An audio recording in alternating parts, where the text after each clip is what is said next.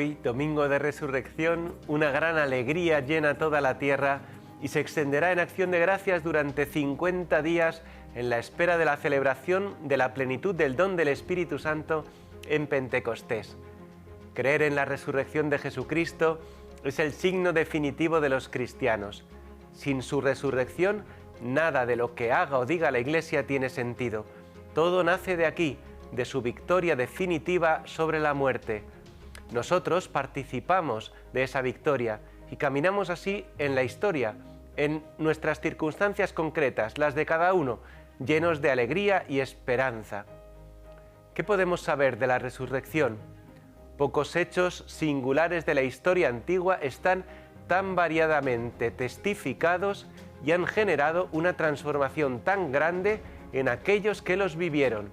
San Pablo, por ejemplo, en la primera carta a los Corintios, dedica un importante pasaje a demostrar la resurrección de Jesús con testigos, hablando de más de 500 testigos, algunos de los cuales aún vivían. Además, subraya la relación entre la resurrección de Cristo y nuestra futura resurrección, e incluso sirviéndose de algunas imágenes, como la semilla o como las estrellas, intenta explicar cómo será la resurrección de los muertos. Este, por tanto, no es un tema secundario o relativo. De esto depende todo, hasta tal punto que dice San Pablo que si Cristo no ha resucitado, nuestra fe está totalmente vacía. Los testimonios de los evangelios son diversos. Es sorprendente que después de miles de años y con testimonios escritos divergentes e incluso a veces contradictorios, la fe en la resurrección de Jesucristo siga intacta. Estas contradicciones nos hablan de un acontecimiento magno, descomunal, sin parangón en la historia, y que por tanto fue experimentado y recordado de formas muy distintas por los que lo vivieron directamente y nos lo transmitieron. Para ver los rasgos centrales de lo que los primeros discípulos vivieron, voy a seguir el relato del Evangelio según San Marcos, que está formado por una breve noticia de la visita de las mujeres al sepulcro y de un resumen de noticias variadas en el que encontramos los rasgos esenciales. En primer lugar, Marcos se centra en las mujeres que permanecieron al pie de la cruz y dice que al anochecer del sábado fueron a adquirir perfumes para ungir el cuerpo de Jesús según la costumbre oriental y esperaron a que aparecieran las primeras luces para acercarse al sepulcro. Aquí podemos ver que a pesar de los anuncios de Jesús, sus discípulos parecían no esperar su resurrección. Las mujeres van al sepulcro a buscar un cadáver y llevan ungüentos para tratarlo. Otro elemento común es la conjunción de insensatez y audacia que encontramos en estas mujeres. Por un lado, sabemos por otras fuentes que los soldados romanos estaban custodiando el sepulcro y ellas además reconocen que no saben cómo van a mover esa pesada piedra que lo cerraba, pero parece no importarles, ellas van, el amor las mueve y solo quieren volver junto al cuerpo de su maestro. ¿Cuánto desearíamos también nosotros tener esta valentía que habita en un corazón enamorado? Al llegar encuentran que la piedra, de la que subrayan de nuevo que era muy grande, ha sido sorprendentemente retirada y que no están los soldados romanos. Entonces ellas entran en el sepulcro y se encuentran con un joven sentado vestido de blanco. Un elemento común en los relatos de la resurrección es la aparición de estos ángeles, mensajeros de Dios, que se muestran visiblemente a los primeros testigos.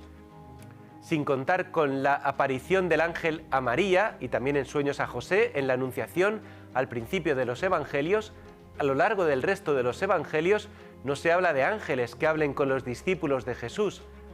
Este es un elemento más que subraya la absoluta novedad de lo que está sucediendo. Esta novedad se muestra en que ellas quedan aterradas. En un primer momento accedemos a la resurrección siempre a través de mediaciones, por testigos, y nos impresiona profundamente que algo así pueda haber sucedido. Realmente parece increíble. ¿Será verdad que uno que acaba de morir crucificado ha vuelto de la muerte? ¿Que ha recibido un nuevo modo de vida? el ángel les transmite un anuncio muy sencillo, muy conciso, con 3 elementos. Primero, no tengáis miedo, lo mismo que a María. Segundo, si buscáis a Jesús el crucificado, ya no está en el sepulcro, porque ha resucitado. Y en tercer lugar, por último, les da un mensaje para los demás discípulos y específicamente subraya para Pedro. Él, Jesús resucitado, camina delante de ellos a Galilea. Allí le verán, como Jesús había dicho. Este mensaje tan concentrado es de una gran profundidad y podríamos decir que resume nuestra propia vida cristiana. Jesús camina delante de nosotros. Recordemos el tercer anuncio de la Pasión que meditamos el pasado miércoles santo, en el que Jesús caminaba delante de ellos hacia Jerusalén. Ahora lo mismo hacia Galilea. Somos discípulos y este seguimiento se extiende a toda la vida cotidiana. Galilea era, recordamos, el lugar de la vida corriente de los primeros discípulos. Allí fueron llamados, allí trabajaban, allí estaban sus familias. No hemos de salir de nuestra vida corriente para ver a Jesucristo. La vida cristiana consiste en ser hoy discípulos de Cristo resucitado, que camina delante de nosotros. Somos peregrinos al encuentro con Dios. Por último, un detalle fundamental. Dice que le verán como ya les había dicho. Todo lo que Jesús les había enseñado se cumplirá. Otro rasgo común de las apariciones es que a la luz del resucitado, las Sagradas Escrituras se ven cumplidas. Todo cobra sentido. Como les dice a los discípulos de Emaús, que eran torpes para entender, todo había sucedido como estaba previsto por el Padre. Lo mismo sucede con nuestra historia. Muchas veces no entendemos lo que nos pasa, estamos desorientados y todo nos parece un cúmulo de acontecimientos caóticos y arbitrarios. La vida solo puede leerse desde la resurrección, solo desde nuestra propia participación en la resurrección de Jesucristo entenderemos todo lo que hemos vivido. Aún así, ya podemos ir comprendiendo muchas cosas si nos dejamos iluminar por la luz de esta resurrección y por su amor, por la luz del resucitado. Después de este pequeño relato en el que nos dice que las mujeres no llegaron a ver a Jesús, el Evangelio recoge un valioso resumen de diversas fuentes que relata lo que sucedió. Como elementos comunes, podemos decir que Jesús fue poco a poco mostrándose a todos los discípulos. Primero a María Magdalena, con la que el Señor tenía una especial relación por el perdón, por la misericordia, por la salvación, la sanación que le había hecho. Muchas veces las personas más heridas, más pobres, que han sido víctimas, son las primeras en ver a Jesús. Después se va mostrando a los discípulos y a los apóstoles. Se señala que todos reciben con miedo la aparición de Jesús, que no es fácilmente reconocible. Solo pueden reconocer a Jesús cuando Él voluntariamente se muestra a partir de signos pobres y sencillos, pero con una carga personal muy fuerte, como por ejemplo llamar por el nombre, partir el pan, como había hecho en la última cena, o recordar un milagro que ya había sucedido, como la aparición en el lago a los apóstoles. Los evangelios subrayan la incredulidad de los apóstoles ante los primeros testimonios que recibieron de la resurrección.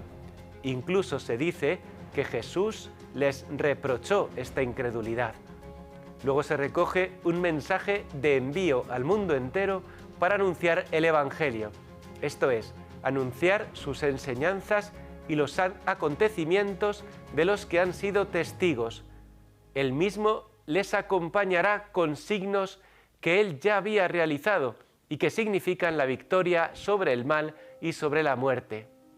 Ahora nosotros somos sus testigos.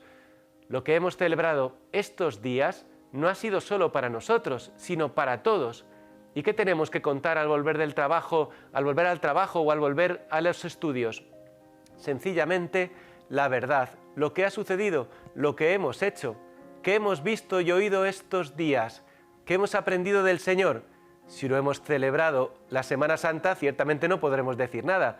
Si no hemos visto ni oído ni hemos aprendido nada, pues entonces no tendremos nada que contar.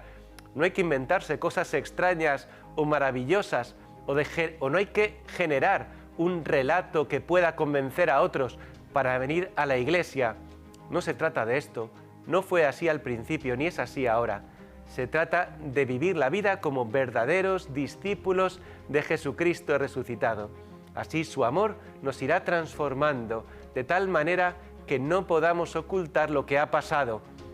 Dice el Señor a los discípulos: ¿puede ocultarse una ciudad puesta en lo alto de un monte?